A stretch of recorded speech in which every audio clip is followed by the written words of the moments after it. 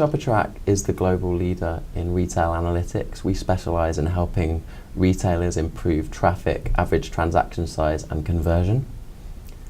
And when it comes to location-based analytics, then a lot of retailers are dealing with a problem at the moment in that shoppers are smarter, they're using technology and they're researching products a lot more before visiting stores to make a purchase.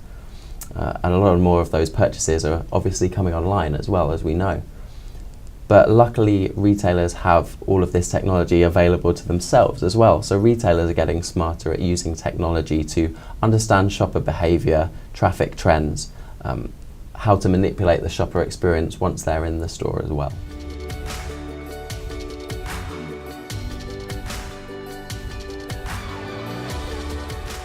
Obviously, the main thing that sticks to mind is traffic. So retailers have been using traffic for a number of years to understand when the most traffic is likely to come into their store and to prepare their staffing levels and management structures accordingly.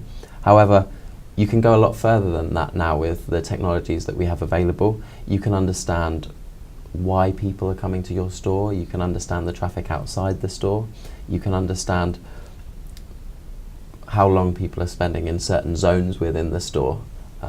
Where do they visit first? Where do they visit second? What's their journey? And how do they engage with the environment around them?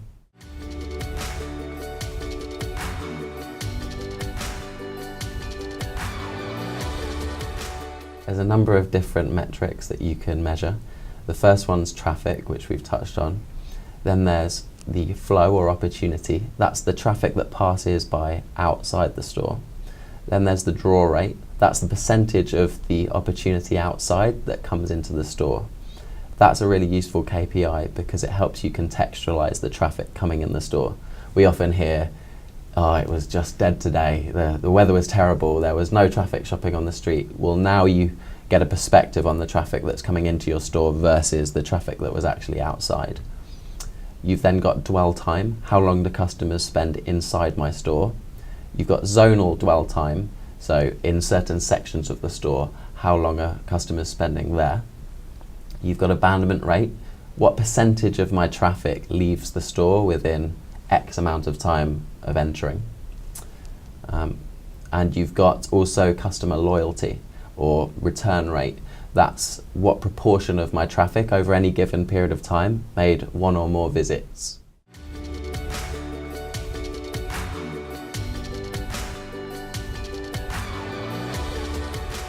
Obviously, using traffic, then you can focus on improving your conversion. And if you can keep your conversion steady, then that usually means that you've got an even customer experience throughout the week, regardless of traffic levels.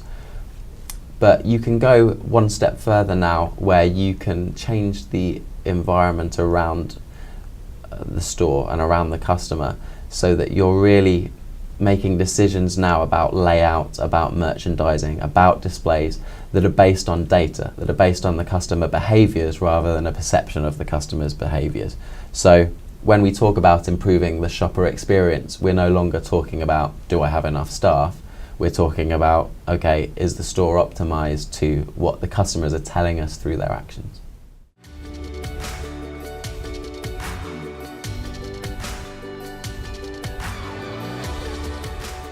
So I think that it's very important that with all this data available, it's very easy to get overwhelmed, and it's important to take a first step where you just look at the traffic and you focus on getting an even conversion experience throughout your store. This not only benefits the retailer because if you have a consistent conversion, then that means you've got a good customer experience and you're not necessarily missing out on sales opportunities, but it also helps you get used to working with traffic trends. So for example, if the traffic data helps you identify that between 5 and 6 p.m. on a Saturday afternoon is always going to be your busiest hour based on a historical period, then you would, for example, suspend breaks on that hour, you would make sure the management's there, and you would schedule extra labour staff, or at least you would build your schedules around those busier periods so that you give yourself the best opportunity to convert well where there's the most traffic opportunity. Once you're comfortable working with conversion and understanding traffic patterns, you can then start to say, well, what are the things that are affecting my conversion in the store? So you're essentially going a layer beyond just the traffic. You're actually saying, well, what's directly impacting conversion and customer behavior in the store? That's where you could start asking questions about your abandonment rate, about your window display effectiveness. And I think it's very important as well, though, similarly to the point about traffic, is starting with the questions that you want answering. It's not very helpful to kind of just blindly look at all of this data. You want to try and identify specific questions or specific problems that you perceive to be within your retail stores, such as, do I have a problem with how long customers are spending in my store? Do a lot of my customers leave the store without having the opportunity to sell to them? And then focusing on the in-store experience. So that's where you can start manipulating things inside the store due to displays or merchandising, or even taking active steps to, for example, reduce abandonment rate by having better staff visibility at the entrance, introducing a greeter during the busiest times, that kind of thing.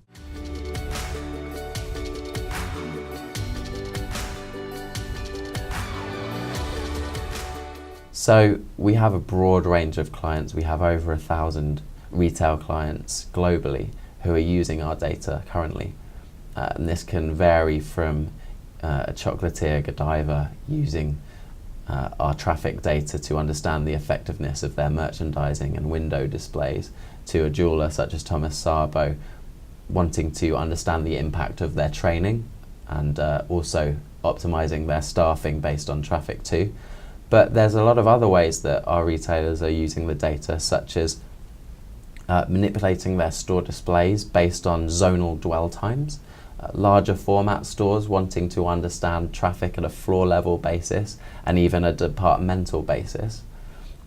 Another really good point to mention is that my role is helping all of these different retailers ask the right questions from the beginning. So understanding what their needs are and then helping them match the KPIs that are available to solving a certain problem.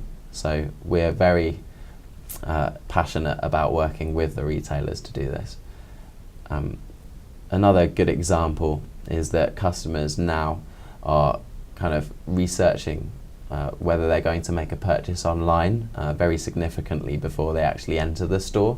So you can actually use iBeacon technology, for example, to link that behavior from an app to the customer experience and actually visiting your store as well.